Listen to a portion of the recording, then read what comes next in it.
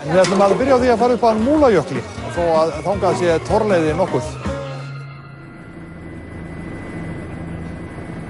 Múlajökull ekki einn af þekktari jöklum landsins, þótt hann sé afar formfagur.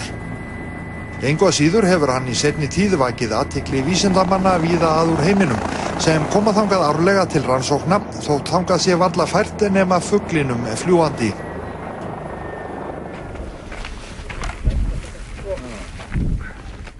Múlajökull sem kendur við Arnarfellsmúla gengur suður af Hofsjökli til suðurs og breiðir úr sér í Þjórsárverum.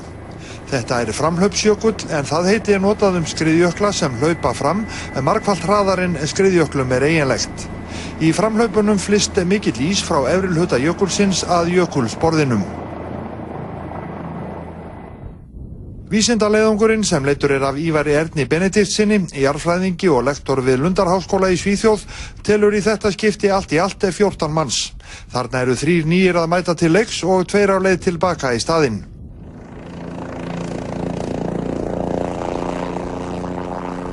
Þyrlan notuð til að flytja leiðangursmenn fram og tilbaka og einnig rannsóknarsvæðið sem afskaplega torsótt.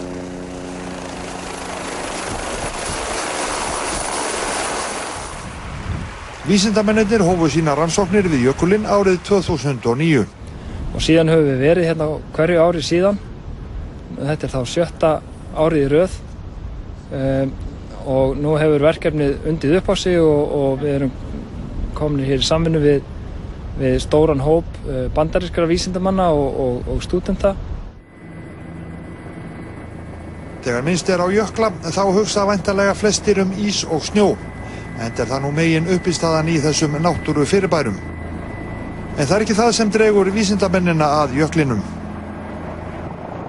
Múlajökull sérstakur að því leyti til að hér þyrping svokallara jökulalda sem eru sérstakt landform sem myndast undir jöklum þegar jöklar ganga fram, og það sem í rauninni einstakt við Múlajökul það að hér stór þyrping af þessum jökulöldum og við höfum nú þegar kortlagt yfir 100 jökulöldur sem liggja hérna meðfram jökulsporðinum.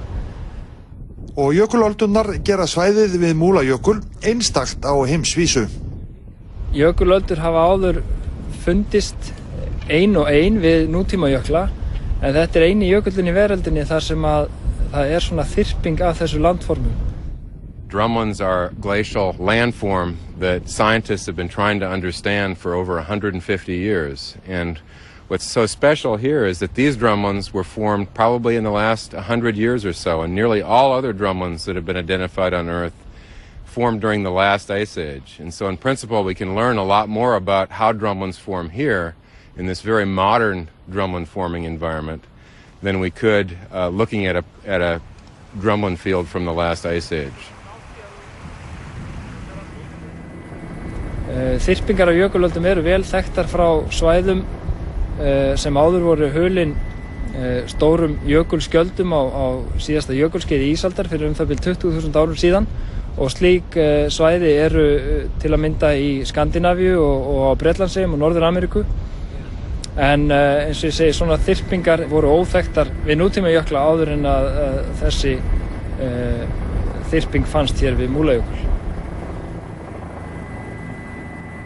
We primarily do measurements that allow us to characterize the degree to which the different sediment grains are aligned with one another, the degree to which they have a preferred orientation.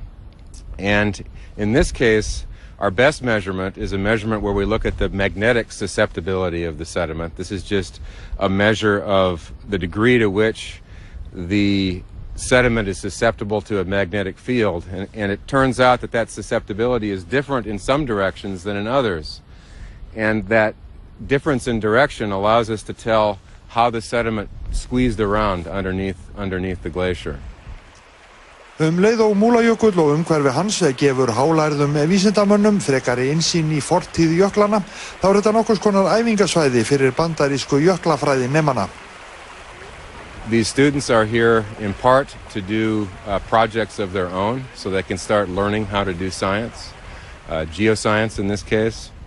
They're also here because the work we do here involves a lot of digging, and digging is very labor intensive. We can't bring machinery out here, it's too remote.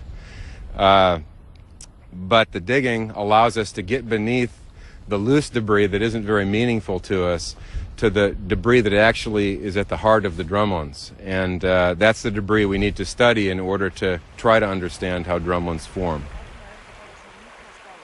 Fyrirbærið jökulöldur hefur í gegnum tíðina vakið mikla athygli jarðfræðinga og verið mikið rannsakað. Hvernig þær hafa myndast hins vegar umdeilt, en vonast til að rannsóknin við Múlajökul varpi ljósi á það. Flestir aðhyllast á kenningu að jökullinn mæti fyrirstöðu í undirlagi þegar hann skríður fram. Það tefji flæði jökulsins og við það verði hluti eftir að því efni sem hann ber með sér. Ástæðan fyrir miklum áhuga á jökulöldum að rannsóknir á þeim hjálpa vísindamönnum að skilja hvernig jöklar hegða sér, ef svo má segja, og hvað átti sér stað á jökulskeiði ísaldar. Þannig geta menn lært meira ísbreiðurnar sem lágu yfir Skandinavíu, Bretlandseyjum og Norður Ameríku.